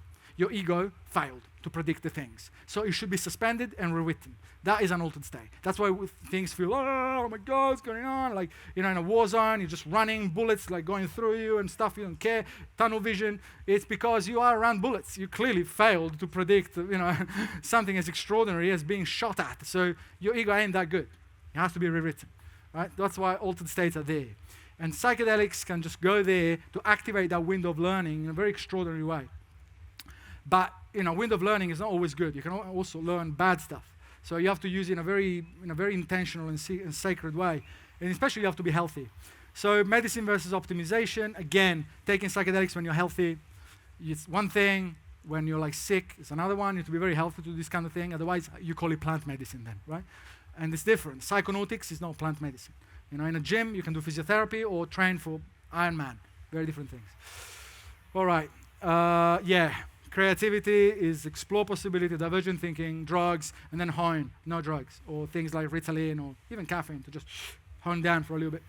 That's creativity right there. If you want to hack it like AI does, right? Placebo, areas of the brain connect a little bit, you're committed. You are that kind of person now, that's it. Psilocybin, complete entropic shit show. Everything is connecting with everything. You see unicorn, you see like your mom, like you see like a hole with like rainbows coming out. Or you can, you know, reverse engineer all the most interesting things about yourself, or you can turn completely psychotic, right? That is the magic of something like psilocybin. At the same time, that is what I believe AI operates in all of the time. It's just that the liabilities are less. It's not going to top itself. It's not going to jump off a balcony. It's just there. Worst case, it's going to crash. You have to reboot it, right? So it can do that, and it can learn much faster. Humans, you know, instead have to do that. There's a lot of drugs, so you get lost, right? Boom. This is how you do them. Those intentions, setting. I can talk for hours about this, whatever. It's an experiment. This is how you do psychonautics. I'm being pumped intravenously with DMT for half an hour at Imperial College. So this is 45 minutes of breakthrough with 257 cables attached to my head and face, and the data being streamed out, analyzed with my technology. Yeah, you need to be extremely healthy to do that. The exclusion criteria for that is basically like, have you ever had a hiccup? You're not eligible. I'm sorry. Like, you know, as your mom have had a hiccup, you're fucked, right? So like this, you have to be super healthy, never had some kind of like psychotic episode, definitely not actively, and your family be kind of free from psychosis as well. That is psychonautics, you know? Plant medicine, a bit different, right? When you have a degree in pharmacology, PhD in neuroscience, all these things, contingencies, right? So that I know a little bit how to navigate altered states. Otherwise, that can completely break someone. 20% of the people that we enrolled managed to go through the thing. Everyone else tapped out. It's like, it's got all sorts of reasons. Like, so anyway, that's an example.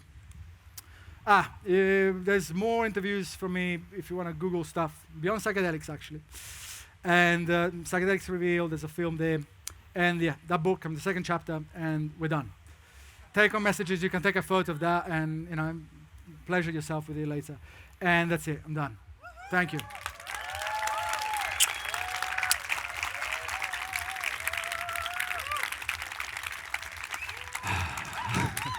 All right, that was an intrinsically psychedelic talk. I don't know about you, but I can't wait to go for a cappuccino. I'm in a particularly precarious position because I'm very enthusiastic about cappuccino. So when those things on the list come head to head, we got a problem. We're gonna have to talk backstage. We're out of time, we're late, and I know like the technical team also could use like, you know, a pee break as well. So I'm also, you know, I could squeeze in a couple of questions if we have something burning, and like, you better make it trippy. Is it trippy? All right. Is there any way you could make this presentation available? I think Boom, if it's brave enough, should upload it on their YouTube thing. And so Okay. it may, Gauntlet thrown. Yes. All right. I like it. That was so far from trippy. You only get credits for the confidence with which you said it is. Any memories of that experience that you went through with DMT, 45 minutes of the breakthrough? Or you kind of just lost all memories when you came back? No, I could speak for days, but I'm not allowed because the experiment is still ongoing. Okay. So if any of the participants hears my account, it's going to warp their experience. I'm going to follow you. It will be rude at best or life-threatening at worst. So, no. But maybe privately, maybe not. I don't know. Feel how I feel. You know. In this scenario, would collapse be the best thing that could happen? So maybe, hopefully, this fourth industrial revolution, etc., would not actually be quite as bad, or could not reassemble itself quick enough for us to get back to being human again. That's question one. And yeah, okay, go on. Well, yeah, this is definitely the world for futuristic debates. I don't even know what to hope myself, because technology is a lot of fun. AI is inevitable. And you know, there's some people that joke that maybe AI built the pyramids, right? And then it fucked up that bad that it erased any kind of proof that it ever existed, right? So maybe we'll get to that kind of cycle and we'll do something so extraordinary. But weaponizing AI is too easy. The moment you weaponized anything, yeah, there's going to be damage, right? So I expect that, and we've seen it, right? We thought war is never going to happen again. A few months ago, we got kind of like proved wrong that, if technology is there, people are going to use it. So yeah, like I'm trying to really go down a gradient from changing the individual and as much as possible to bigger and bigger groups. Like ultimately, it's even been observed that the most complex concepts can only be understood at the level of the individual or small groups up to 8 or 10 people. Beyond that, actually, the communication between units gets so hard to coordinate that the complexity of the thoughts become diluted more and more down to the level of political consensus mostly. So this actually empowers humans a little bit more that, like you have to do your due diligence and your groundwork as an individual along many of the things I talked about, and then really collaborate with other aligned and hopefully beloved individuals around to create projects, right? Projects that can disrupt things without necessarily disrupting the planet. Using technology without being necessarily against it, it's hard. It's between a science and an art.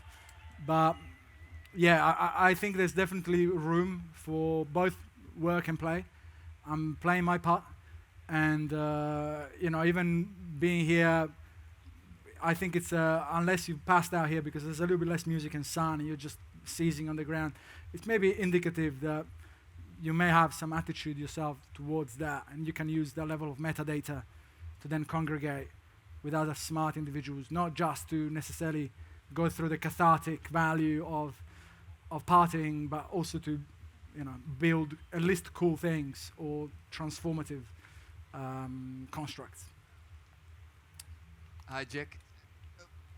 Hi, Jack. My name is Ruben. Thanks for the story. I was wondering, but maybe I missed the first 10 minutes, is how you are doing your work with AI in this story, or what is your business doing in this?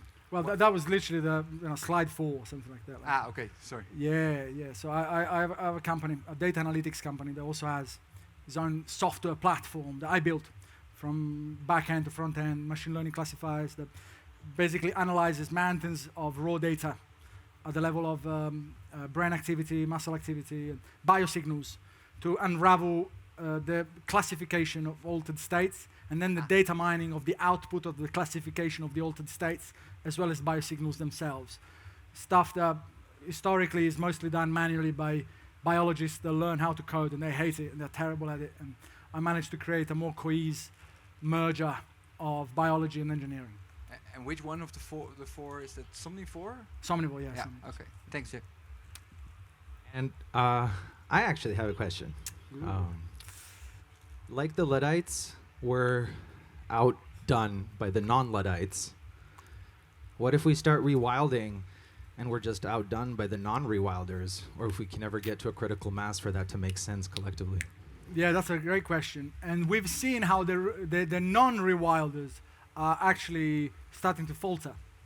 COVID was a massive example. The people that were the mostly attuned with things like the sun movement and whatnot, COVID was nearly inconsequential.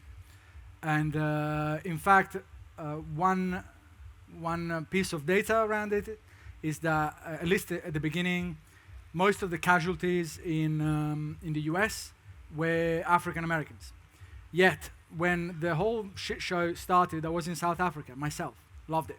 And in Africa, actually, COVID has not almost done anything. So it's not about being African American that killed them. It's them being dislocated from the place where they evolved. And in fact, most black people in the US are vitamin D deficient. In the UK, even worse. In Scotland, it's a big problem. And it started in China, right? They are very removed from anything. They are pigeonholed, doing awful shifts, completely removed from the sun. In fact, they have a belief system against the sun. The paler they are, the more affluent they are culturally. And so they are completely removed from the sun. They don't really move. They eat awful stuff. Their consumption of seed oils is literally, they may as well drink it. And in fact, Asia has been wrecked big time by COVID. So we start to see that there's some feedback loops now that are really starting to cripple the output and the performance of the non-rewilders. So I don't know how deciding that factor will be. But if you can have the drive to rewild, which also really feels remarkably similar to coffee. Like, it took me 3 months of near depression. Like, the first 3 months, I was like, this is shit. I am not myself. I am mostly lazy. At the beginning, you don't even get the cravings. It's not like nicotine. You just don't want to do anything. You're just super bored and lazy, and so laziness becomes weaponized, right? So you're not particularly productive. But then you start to occasionally feel like the coffee feeling again without it. And that's when you get a lot of sun exposure. Even the eyes need adequate sun exposure. So sunglasses, yeah, like seed oils. I'm sorry, they may look cool, but you're fucking yourself big time. And so yeah, the eyes need sun exposure and the movement and all that stuff. Yeah, I started to get waves of like, whoa, this is like a coffee. It was transient, a few minutes, and then it was gone again. Because coffee just presses a button. The infrastructure is all there, really. You can recreate that clearly. The infrastructure is all there. And yeah, like when you can have endogenously the coffee feeling without the coffee, you can be mega productive because it's attuned to the environment and whatever it is that you're doing for real. It's not just a chemical subsidy that makes you do whatever just because you're under the effect. No, the activity clearly is authentic. And if you've done your groundwork at the level of rewilding, you're basically, that I can start seeing genius behavior there because it's all harmonic, it's all coherent. And yeah, I think there's massive competitive advantage there, especially if you do have a relationship with technology as well. So this is a mad race. There's not a silver bullet, there's not one solution. But by trying to really mitigate as many angles as possible, I'm starting to see a recovery of almost superhuman abilities, like totally possible. Okay, last one, so that I'm no last one, so that I don't want to be like the one who abuses my position to ask the last question. It's too much pressure. So I got a question about the stuff that you just said. Does it mean that I have to stay in a place where I was born? Like, it's the best place for me to stay? Great question. It seems to be more about latitude. So there's a line going across the planet, north and south. That's your band, ideal, right? That doesn't mean that you have to live either in Scotland or southern Argentina.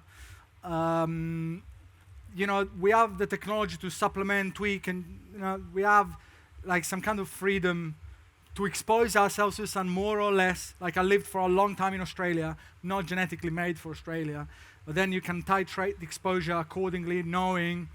And at the level of food, there's good control, even though there is some proof that food from the latitude where you come from in season feels amazing, and I've tested it. It's not the same as getting imported veggies, or even animals is a different story. But yeah, like natural produce from your latitude in season should be the only food. It's just very hard. But yeah, you can play with it. And you have to test. I traveled in excess of 90 countries all my life. I've split tested in all sorts of ecosystems, from South Africa to New Zealand to Australia to Canada to the US, multiple US states, from Alaska to fucking Florida to, you know, all South America. I've tried, right? Eating all sorts of things. If you go into that here, it tells a bit more about my life story. It's a BBC journalist that followed me for like 3 years, asking me weird questions. And then she published this book about extreme people. And I'm the second chapter. It explains a bit more about that, where I kind of reverse engineered the level of nutrition, environmental exposure, what I've seen working for me and these tribes and other communities. And yeah, there's some very fine level of control and tuning that you can reverse engineer out of your body. And the easiest thing is to be where your genetic stock comes from. It's not the only one. There's some wiggle room there. It is just, it gets layers of complexity get added for sure. All right. The one incongruity I saw in that title slide was your Instagram. Were you not inviting us to get off Instagram? Oh, yeah, that's a necessary evil. No. But I mean, I'm not against any technology and any drug. There's just its place and time and dose, setting, right? The same is for Instagram. Otherwise, you'd ascribe a Luddite assumption there. So I'm a provocateur as well. Give me a minute. that's all right. That's all right. All right, a big, warm round of applause for Dr. Jack.